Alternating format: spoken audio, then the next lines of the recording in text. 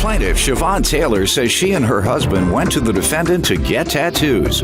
Siobhan claims the defendant was advertising two with the purchase of one. But after Siobhan paid for her tattoo, she never got the free ones, so she's suing.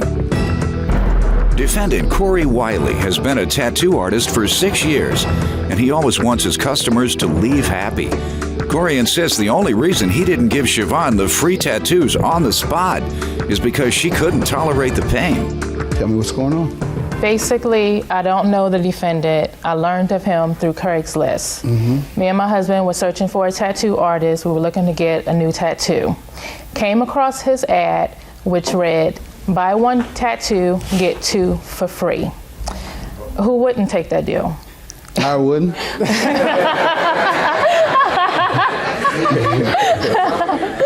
When we went to him, I did get my tattoo.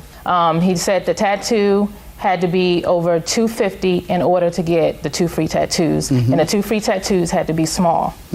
He then did my husband tattoo, and then after he did that, he said that he couldn't do the two free tattoos, that we would have to reschedule another day because he had another client waiting. When was that? That was on May 27th. Of what year? 2011. All right. Okay. And why are you suing him? What has happened since that time? Never got my two free tattoos. Okay. Have you tried to schedule? I tried to make an appointment. He wouldn't let me make appointments. He kept telling me to call back and he'll do it. Every time I called back, it was endless excuses. Okay. Sir? How you doing, Judge? My name is Corey Wiley, professional tattoo artist for 6 years. I've been in several magazines. I love what I do. I trust every party that comes into my tattoo chair. I make sure it's a priority of mine that they leave out happy. It's not. I've never ever had a disgruntled client. Okay. Let me ask you this question. I don't have anything against folks having tattoos. I'm just always very curious. What will it look like when they're like 60 and 70? It depends on... What are they going to look like? It depends on how, your skin complexion is. A lot of African Americans, we have melanin in our skin, so our skin's... I guess I'm kind of talking about the wrinkles. Oh, the wrinkles? Well, yeah. How's that going to look? I don't think it would look too cute. Just wondering, just curious as to whether people who do that know. And what about, how hard is it to remove? For example, a lot of young people get them up to their neck and on their face and all over their arms, and then when they graduate, they want a job, and the people say, you don't look like you fit into the employment scenario here. Well, this is very expensive. It's something like $1,000 an inch. Okay, clearly if you're looking for a job, you can't afford to get them removed. It might, that might be bad for you. Might not get that job. No, I don't think so. Just curious. All right, good enough. You're a great tattoo artist, and you have a good reputation, you say? Yes, I do. Okay, and with the deal that she has, I offer a lot of promotional tattoo, like promotional things. I also have a book drive, school book bags, coat drives, and I also give 50% off tattoos for things like those. This particular promotional was buy one, get two free. If you spend up to $250, you get two free small tattoos. Now, I never told her I was not going to do her tattoo. I just couldn't do it the time that she wanted me to do it. Why? Why couldn't you do it that day? Well, at that particular day, she says that I had clients. She couldn't take the pain threshold, and that was fine. It happens all the time. Ma'am, That's did a you lie. tell him that? That is a lie. No, sir. It's not. I have my husband right here. You could as my accept witness. 3 in one day? I have over 5 tattoos. You got them sir. all in one day? I did get 2 in one day. In one day? Yes. Okay, so you could accept 3? Yes. Without a problem? Yes. All right. No. And you all never discussed that? No. That's never been a point No, of this? first time I'm hearing You say this the only today. reason is because he ran out of time? He said that he had another client waiting. Right. I didn't see anybody waiting. Okay. And you said that wasn't the That's reason? definitely not the case at all. Okay, so what happened thereafter? She wanted to come to the previous day. I mean, the day after. Next day, 28. So I said, well, sure, you have to come in at this time. I don't remember the exact time it was, but I said, you have to come in at this time. Then I went to go look at my inventory. I had 7 appointments and 7 needles. So I had to either make the choice of, do I want to... Did you call her back? No, I didn't. She called me back. So I definitely spoke to her. And I told her I couldn't do it. She said, well, why? I was like, well, I have 7 appointments, 7 needles. I can't break an appointment where people have paid deposits. Okay, and the next time? It was a Facebook message. That was the next contact? That was the next Why contact. didn't you all set a date up when you were on the phone then? I told her just come through. Never heard from her. Come through when?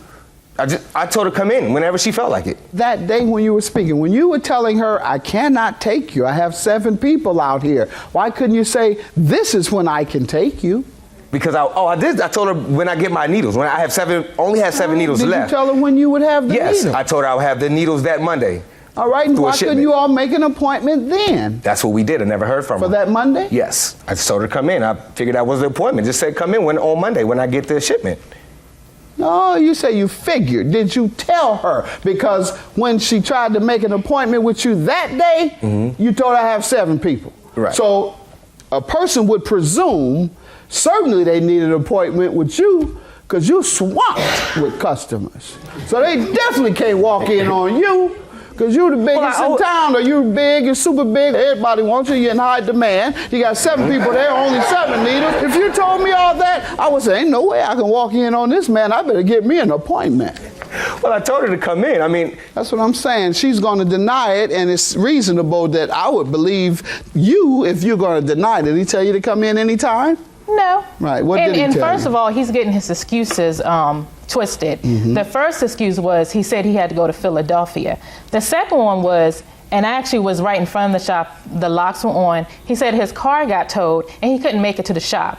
The third excuse is the one he's saying. He said that he doesn't have enough needles and he has to save his needles for paying customers, which I paid too, over $250. He had to save his needles and he had to wait for his shipment to come in, which was Thursday. So one was Philly and the other what? He had his car towed.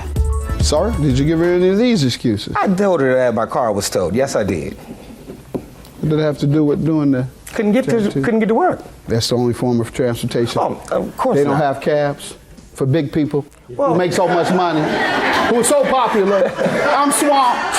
Can't take appointments. I got a reputation. Everybody knows me. People like that can pay for a cab. Anything else from you, sir? Well, I mean, and then I just told her, come in. I never, ever told her that I would not do her tattoo. Never told her that I would not do it. You told her twice she couldn't come in for an appointment. I told her at that particular time. Right. But you just told me that she could come in anytime. But now, as you just admitted, within 5 seconds, I told her not that particular time. That means she couldn't come in anytime. Well, she could come. I couldn't set up an appointment. I mean, she would have to wait if she came in. I wouldn't be able to set up an appointment and say, because I wouldn't be able to stick to that He's appointment. lying. I would never be able to stick to that appointment. The fourth What is it lie? you want to show me on Facebook or whatever? You said you I had haven't. communicated with her on Facebook. Sir, did you want to say something? And You're also a This victim? too. I mean, you are a customer, not a victim. Come on up, sir. Come on up. State your name. Cornell Taylor. What do you want to tell me? I want to tell you that I received the tattoo right after she received hers, and after that, he didn't do it. The two that she was supposed to get, but also she forgot to tell you about the 4th part.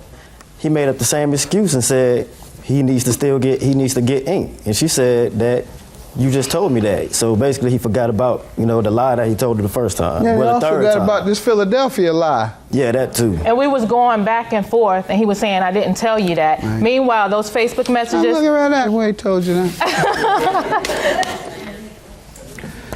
Bad business, bad business. I'm not saying you're a bad businessman, but in this case, you did bad business, sir. Judgment for the plaintiff, $313. Good luck to you. don't scam your customers. Bad business. Yeah, you can still go get your tattoo. Plaintiff Angel Phillips dated the defendant, but over time he changed and began frequenting strip clubs, and eventually he traded Angel in for a younger woman. Angel suing her ex-boyfriend for the balance on a loan. Defendant Byron Barden admits that he likes to drink and have a good time, but says prior to their breakup, he and Angel were a happy family. Byron says Angel's suing him for more than he owes. Start with you. Well, first of all, if you've ever heard of the phrase being traded in for a younger woman, that's what happened, I believe. Your Honor, in my defense, I was going to wait till she was 50 to trade her in for 225s.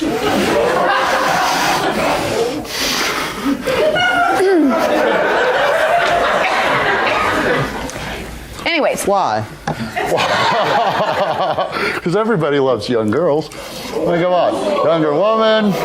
Speak for yourself. I don't want no young girls getting you in trouble and all the games that they play. So how old are you? 39. And you want a 25-year-old who's going to play all type of games. I didn't say I was keeping her. You may not have a choice. Right. Right. All right, well, you go ahead.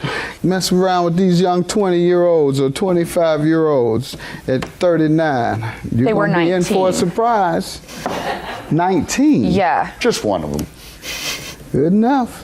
Why'd you break up with her? I didn't. She actually kicked me out. All right, let's hear your story. All right. Back in 2000, we actually met. My father worked for him. We moved in together.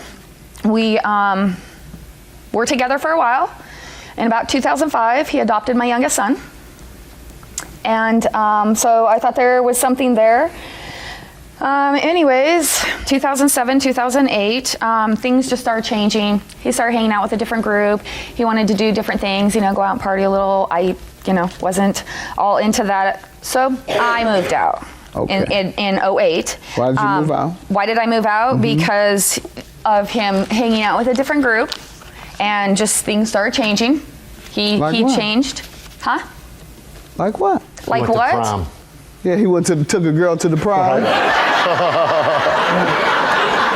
Yeah, I'm just trying to get a good picture of what's happening. You say you moved out because he started hanging out with a different buddy. Well, yeah, which was a problem with me because he was also a partier. And he was a young partying child. too much? Is that what you mean? Yes. And so All right. he was How often partying was and he going to partying? strip clubs. And How so, often? how often? Yeah. Daily. Okay, every day he went Or to at his bars house. or strip Not every clubs day. daily. Or at his house, yeah. Had them over at the house. Had who over? The Strippers. While you were living there? No, this was after I moved out. Did you know that we were talking about why you moved out, not about the strippers that came over to the house after you moved out? Okay. You skipped to after. So let's just allow him to give some background, and then we'll go straight to the loan. Sir? All right, so I got married when I was 17, was in a 13-year marriage, ended that, started dating Angel, moved her into the house with 2 boys, with her for 10, 11 years, everything, going good. I had a daughter of my own. We all lived in the same house, had a nice family going on. We all had the same friends. I like to drink. Me and my friends, we go out and drink. She went out sometimes too and drank. I do have a little bit of a drinking issue every now and then, not all the time. She decided that she didn't, want to be with me anymore, so she moved out, and when she did. Okay. Did you start with a new set of friends? Not till after we broke up. I mean, Okay. I've been in two relationships. No. I want to know what happened before. My central question was, why did you all break up? I got the point. Yes. Not exactly. Not You exactly talking sure. about what happened afterwards too. Let's move on. I got the point. Yes. Not exactly. Not You exactly talking about sure. what happened afterwards too. Let's move on. Your loan is for what? So anyways, the loan was in 08. Or, How much? Yeah, I believe it was done in 09. How much did you loan him in 09? $1,100. And when was he to repay? He was supposed to pay $200 monthly. And how much did he pay? $400. All right. Sir? What do you say? I borrowed the $1,100 for a car loan. This was while we were in between dating, because we went back and forth after we originally broke up, kind of got back together, broke up, got back together. I had originally started out paying her like I was supposed to. Construction went bad in Boise, the economy dropped, and so it kind of lingered off. I was just making $100 payments.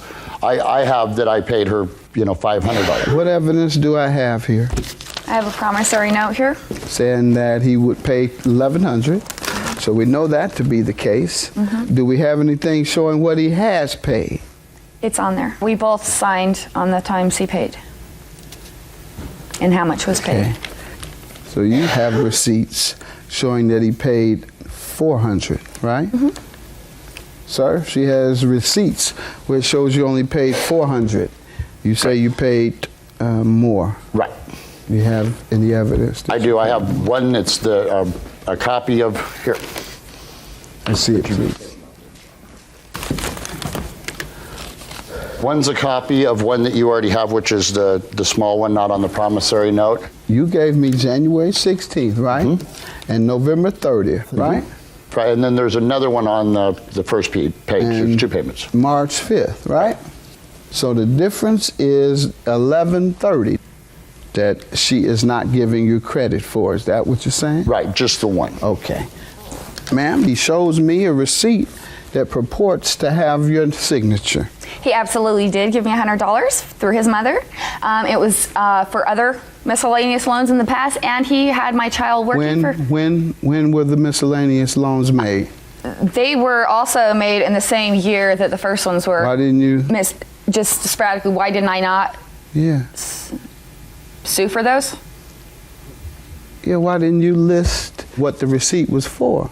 You did give him a receipt for $100 and $11.30. You say that was for what again? Well, it was for miscellaneous loans, and then I ended up giving it to my son, who